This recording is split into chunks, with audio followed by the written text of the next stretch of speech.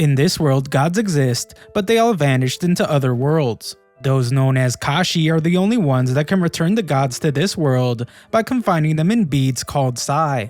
A mysterious man speaks to our protagonist named Ichiyo, and he shows him a technique called Totoka. The man tells Ichiyo to pound every detail of the technique into his mind because it will allow him to capture any god.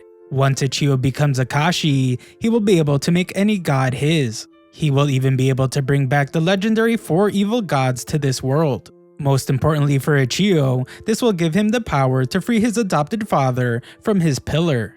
Years later, a man named Tenko comes flying out of a fountain, and he greets the gatekeepers. The keepers wonder where Ichiyo is, so Tenko explains that he had a hard time coming back because he can't swim. Tenko panics because it's his fault that Ichiyo drowned, but he can't stop himself from laughing when he sees how funny Ichiyo's face looks. Tenko tries to wake him up, but it's no use. Tenko must resort to mouth-to-mouth resuscitation, but Ichiyo wakes up just in time to knock him out. The two argue about the importance of learning how to swim, but Ichiyo sends Tenko off a bridge and tells him to learn how to swim through the clouds. Ichiyo yells at a clerk for sending him to a place with no gods, but it turns out to be his fault. The clerk offers to pay big money for the beads Ichiyo already has, but he doesn't want to give those up.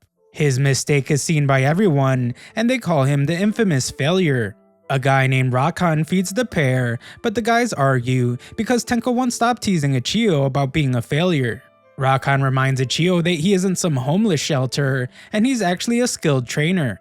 Ichiyo refuses to receive any training from Rakan, so Rakan offers to retrain Tenko as well. Tenko thinks that Ichiyo needs Kashi training more than anything, so they just start arguing again. Rakan thinks about how strange their relationship is because Tenko is Ichiyo's servant god. As the name suggests, servant gods are supposed to be completely obedient to their masters. They would even take their own lives if their masters ordered it. However, Tenko and Ichiyo act more like friends. Ichiyo's other servant god named Kaka appears and asks to be fed.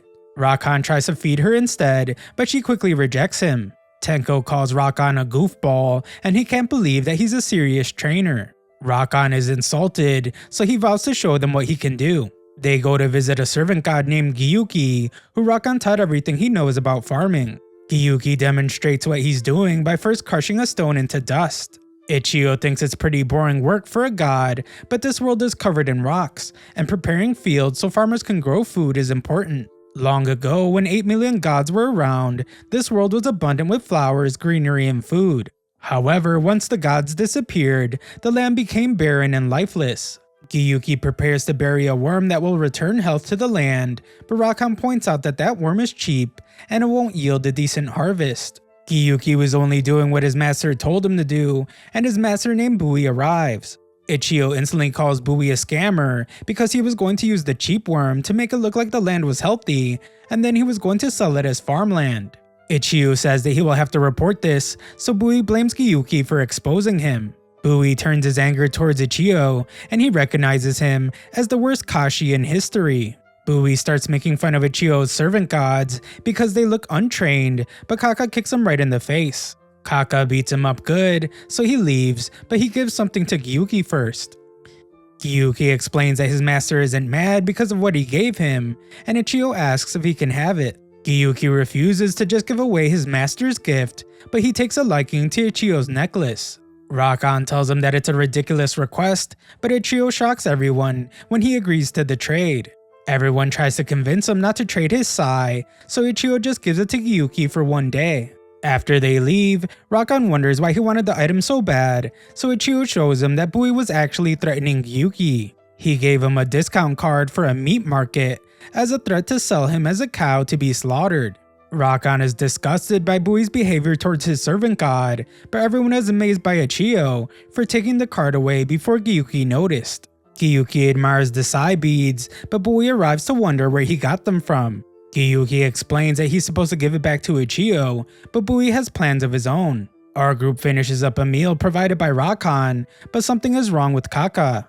Rakan panics as it's clear that something is happening to Ichiyo's Sai beads, and Ichiyo determines that Kaka's contract is being broken. Kaka transforms as Ichiyo loses control over her, and she takes off.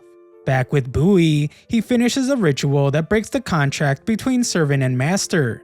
His goal is to ruin Ichio, as he is sure that he won't even be Akashi after this is found out. Just then, Gyuki panics and Bui exits his house to find the transformed Kaka.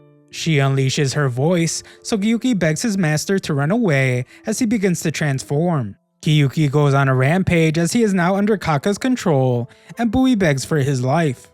Kaka orders the beast to eliminate Bui, but a white-haired man comes out of nowhere to save him. Bui is shocked when he realizes that this guy is Tenko, and Tenko tells him not to address him so casually. Kaka tells Tenko to get out of the way so she can punish Bui, and Tenko agrees that the world would be better off without the jerk.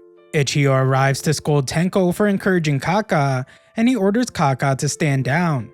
Kaka is determined to make Bui pay for insulting her master, but Ichio threatens to punish her, and she is left speechless. He tells her that the guards will be arriving soon, and she will receive a terrible punishment if she hurts a human.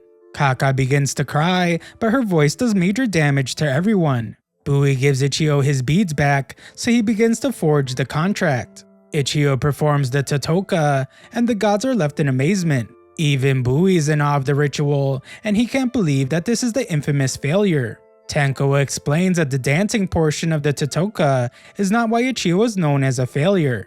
He tells Bui to cover his ears because the ritual is not over and the final part is really intense. Ichio begins the singing portion of his Totoka, but it's not as nice as the dance. It's more like screaming, but it gets the job done. This is no ordinary Totoka, and it's because Ichio can't sing to save his life. Normally the gods are charmed by the Totoka, and it leads to the contract being formed. Ichio, on the other hand, is completely tone deaf. His ritual uses his bad singing to render the gods unconscious, and the contract is formed using force. Gyuki has turned into a powerless baby, but Tenko says that he was lucky. If he was hit by Ichio's song directly, he would have died. Bui is stunned to learn all this, and he wonders just how strong Ichio really is. Surviving Ichio's song means that his servant gods must also be extremely powerful, but Tenko says that he's just his normal self. Later, Rakan explains that he can't turn Gyuki back to his old self, so he will be taking care of him from now on. He was Bui's source of income, so Bui will have to earn his keep without him. A fight breaks out between the tiny gods, which lightens the mood, but a very angry man appears to take Ichio away. His name is Kanshori, and he brings Ichio to see Ridikai. Ichio explains that he couldn't find any gods in the area of Japan that he went to, but the guys say that he has it all wrong. They explain that most gods have left for a festival that they attend every year, but certain gods stayed behind to stand guard. Ichio is confused, so they go on to say that they didn't send Ichio to Japan to find some weak gods. Ichio is stunned as he realizes that they sent him there to find the 4 evils. More earthquakes have been occurring in this world, so they must bring back the 4 evils so they can become the pillars that hold up the land. Right now, Ichio's grandfather named Hakugo is supporting the world as its pillar. It's taking a great toll on him, however, and it's uncertain if he will be able to last for much longer. This is why Ichio must return to Japan, so Ichio agrees to go. The guys then wonder what will happen first. Will the entire world sink, or will Ichio bring back the 4 evils? Thanks for watching my recap. Subscribe to the channel for more videos.